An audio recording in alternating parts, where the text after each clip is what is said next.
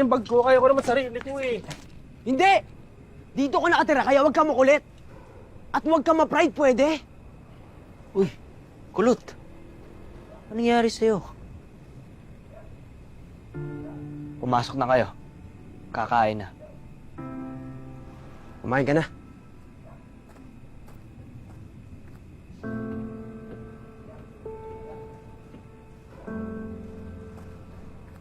Pati ba naman school, hawak ng mga Victor? Kaya hindi ito nakapasa sa scholarship to si Gulot eh. Pinersonal ni Matos. Mag-a-apply nung ng scholarship para maharap kay Matos na yan. Nag-graduate siya sa suntok ko, tingnan nyo lang. Mga tol, ito na sa mga nasabi ko ha. Sobrang na-appreciate ko naman talaga kung ano meron tayo kahit konti nga lang pagsasaluhan natin. Alam mo, Kulot, wala namang masama doon sa sinabi mo.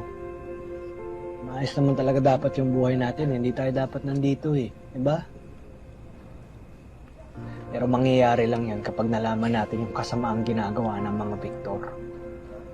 Kailangan natin silang maisawalat eh. Saka pa lang natin mababawi ang mga buhay natin.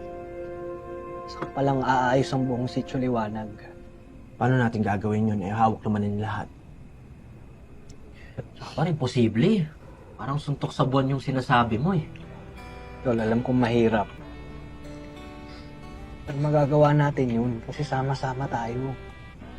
Pamilya tayo, di ba?